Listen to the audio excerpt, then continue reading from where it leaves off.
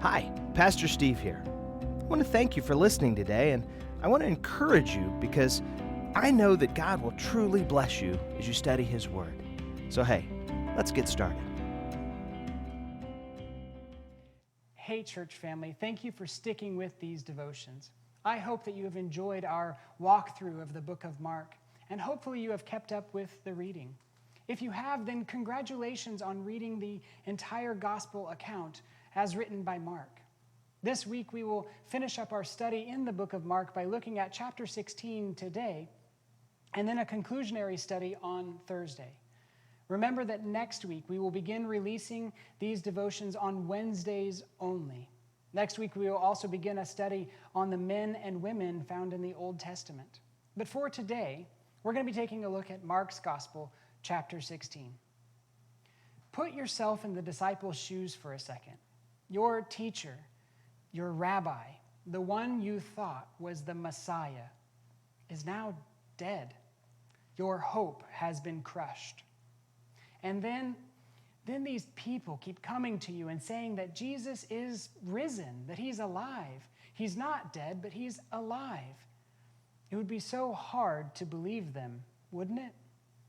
Let's read this together. Mark chapter 16, we're going to start in verse 9. Mark chapter 16, starting in verse 9, it says, "When Jesus rose early on the first day of the week, he appeared first to Mary Magdalene, out of whom he had driven 7 demons. She went and told those who had been with him and who were mourning and weeping. When they heard that Jesus was alive and that she had seen him, they did not believe. Afterward, Jesus appeared in a different form to 2 of them while they were walking in the country. These returned and reported it to the rest, but they did not believe them either. Later, Jesus appeared to the 11 as they were eating. He rebuked them for their lack of faith and their stubborn refusal to believe those who had seen him after he had risen. He said to them, 'Go into all the world and preach the good news to all creation. Whoever believes and is baptized will be saved, but whoever does not believe will be condemned.'" The key word in this passage is the word believe. The emphasis on the word is in line with the entirety of Mark's gospel.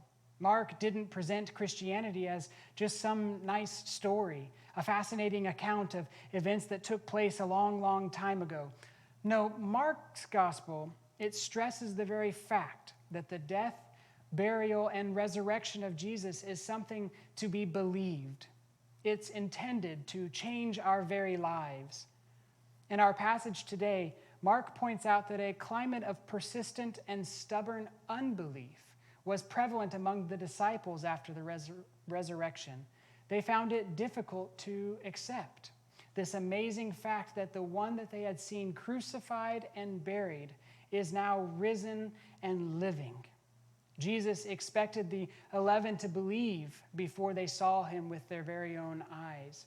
He wanted them to believe the reports from eyewitnesses who had seen him.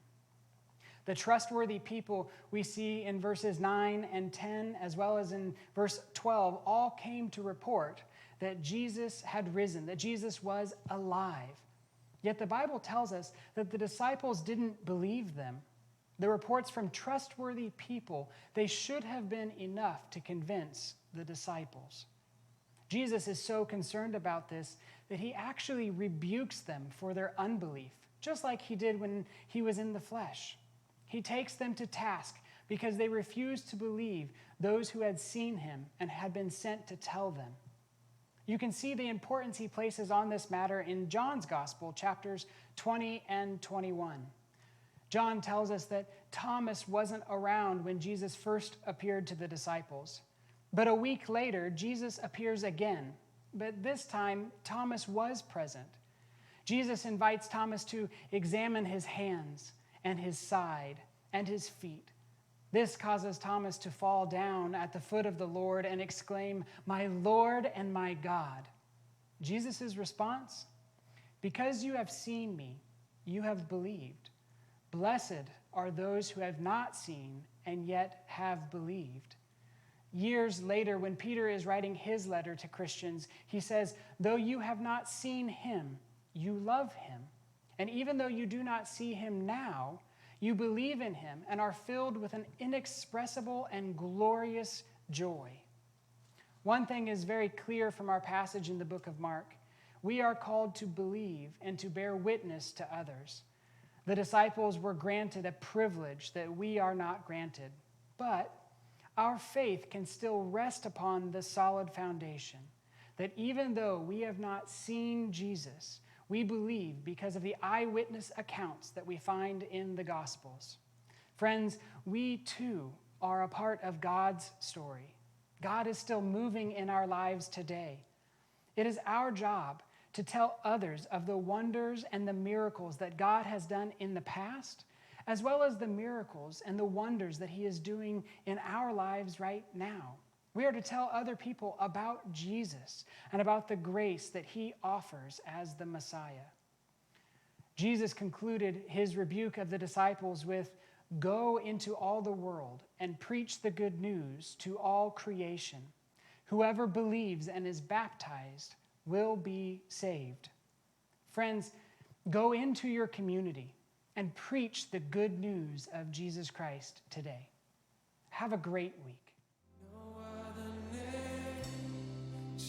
Thanks again for listening today. We'd love to hear from you. If you'd like more information about our church, or if you just want to share what God's been doing in your life, drop us a line, give us a call. Again, may God bless you.